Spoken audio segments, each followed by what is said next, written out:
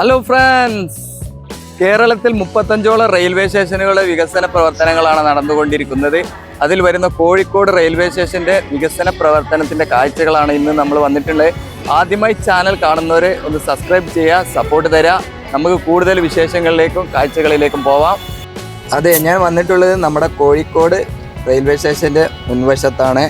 കേന്ദ്ര സർക്കാരിൻ്റെ അമൃത് ഭാരത് സ്റ്റേഷൻ പദ്ധതിയുടെ ഭാഗമായി 450 കോടി രൂപ ചെലവിൽ അന്താരാഷ്ട്ര നിലവാരത്തിൽ വിമാനത്താവളത്തിൻ്റെ മാതൃകയിൽ ആണ് നമ്മുടെ കോഴിക്കോട് റെയിൽവേ സ്റ്റേഷൻ്റെ നവീകരണ പ്രവർത്തനങ്ങൾ നടന്നുകൊണ്ടിരിക്കുകയാണ്. അങ്ങനെയുള്ള ഒരു രീതിയിലുള്ള റെയിൽവേ സ്റ്റേഷൻ ആയിരിക്കും.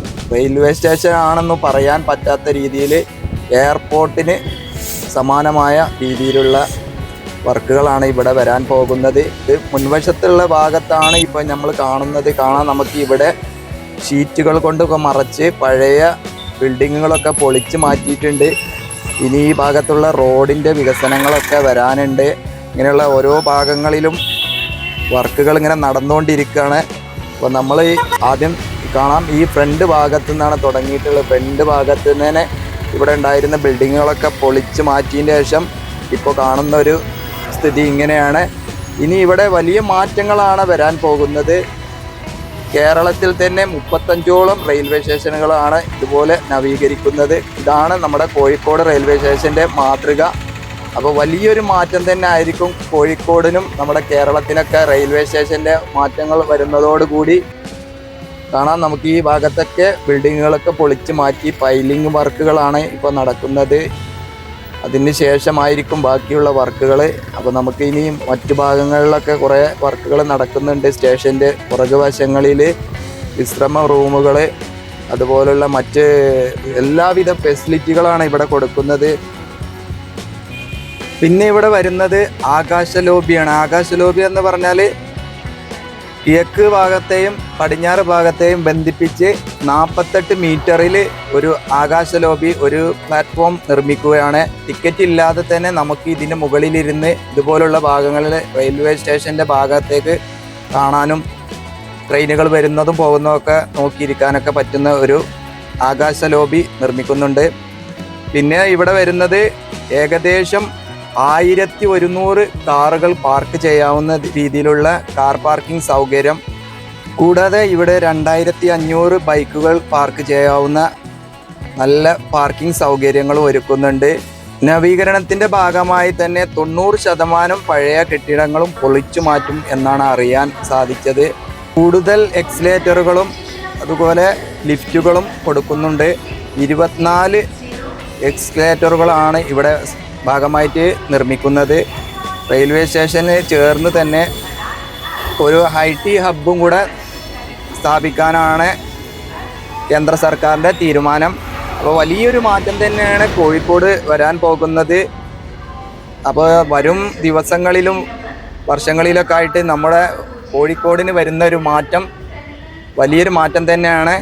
കേരളത്തിൽ ഇതുപോലൊരു വികസനം മറ്റൊരു ജില്ലയിലും ഇങ്ങനെ കണ്ടിട്ടില്ല.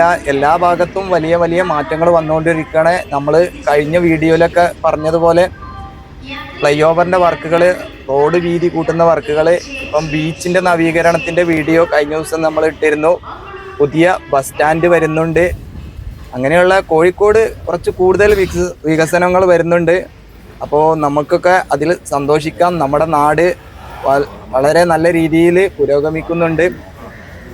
മറ്റൊരു കാര്യം, റെയിൽവേ സ്റ്റേഷനിൽ കാണുന്ന സാധാ പ്ലാറ്റ്ഫോമിൻ്റെ ഭാഗത്തൊക്കെ വീതി അതിലും കൂടുതലാക്കി വീതി കൂട്ടുന്ന ഒരു വർക്കും കൂടെ നടക്കുന്നു. 12 മീറ്ററായിട്ട് ഇത് വരുന്ന ഭാഗങ്ങളിലൊക്കെ, നമ്മൾ നടന്നു പോകുന്ന ഭാഗങ്ങളിലൊക്കെ 12 മീറ്റർ വീതിയിൽ വരാനാണ് അറിയാൻ സാധിച്ചത്, വരുമെന്നാണ്.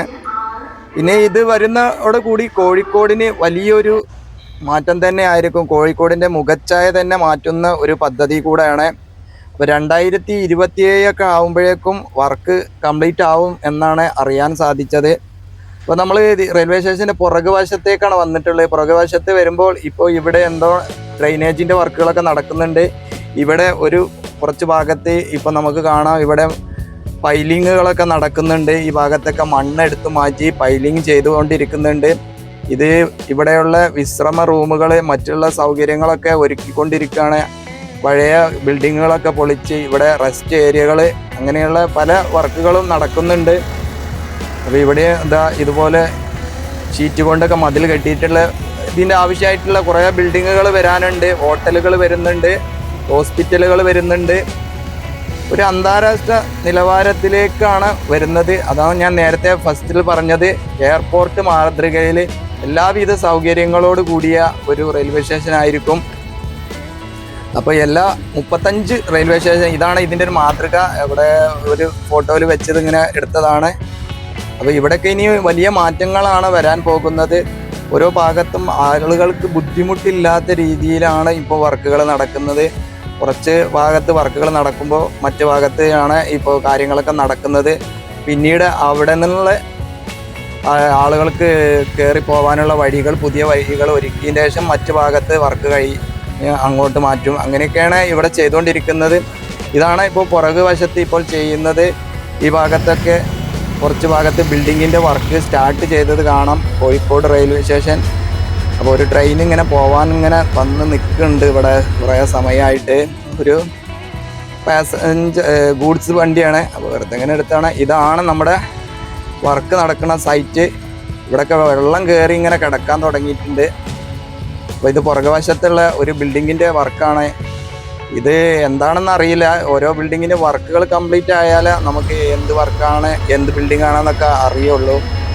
അപ്പോൾ റെയിൽവേ സ്റ്റേഷൻ്റെ ഉള്ളിലോട്ട് തന്നെ വന്നിട്ടുണ്ട്. ഇതൊരു ഗൂഡ്സ് വണ്ടിയാണ്. ഗൂഡ്സ് വണ്ടി കൂടെ ഇങ്ങനെ വന്ന് നിൽക്കുന്നുണ്ട്.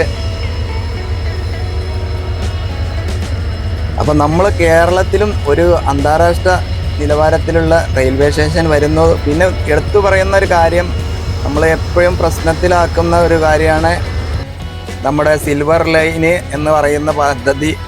അതൊരു തമാശ രൂപേണയാണ് പറയുന്നതെങ്കിലും നമുക്കൊക്കെ വേണ്ട ഒരു കാര്യം തന്നെയാണ്, സീരിയസ് ആയിട്ട് എടുക്കേണ്ട കാര്യം തന്നെയാണ്. കേരളത്തിൽ ഒരു തലത്തിൽ നിന്ന് മറ്റൊരു തല വരെ പോകാൻ വേഗത്തിൽ യാത്ര ചെയ്യാൻ സിൽവർ ലൈൻ ആവശ്യമാണ്. സിൽവർ ലൈൻ അല്ലെങ്കിൽ വേറെ എന്ത് പേരിട്ട് വിളിച്ചാലും പ്രശ്നമില്ല.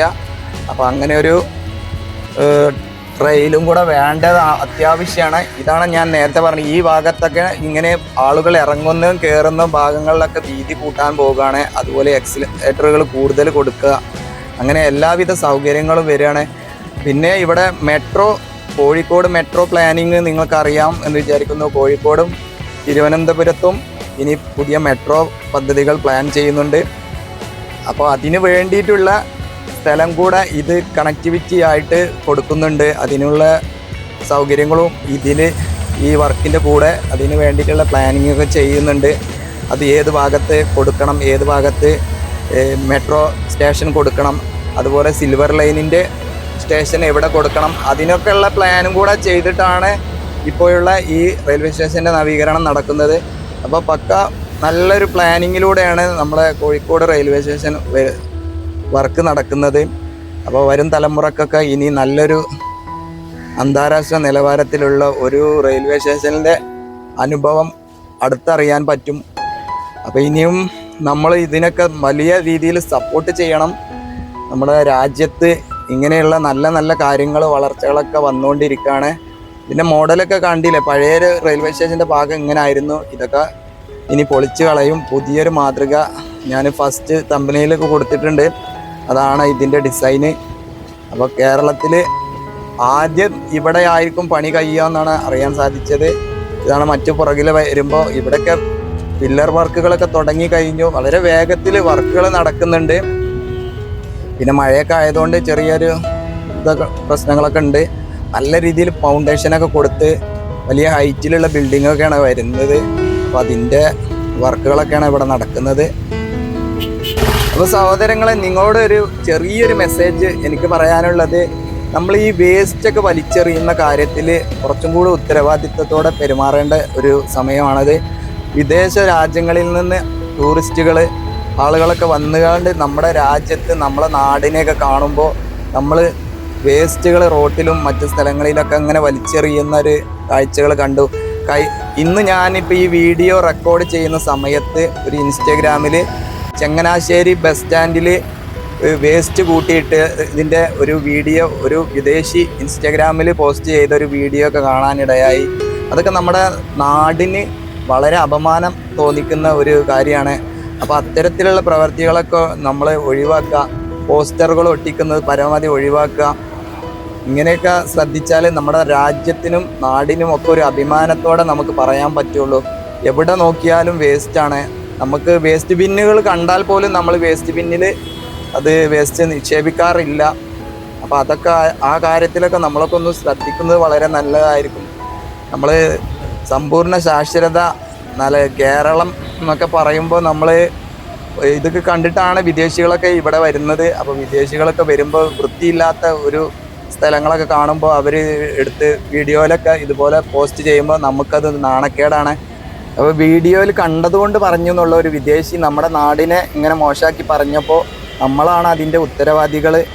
അപ്പോൾ അങ്ങനെയുള്ള കാര്യങ്ങളിലൊക്കെ ശ്രദ്ധിക്കുക.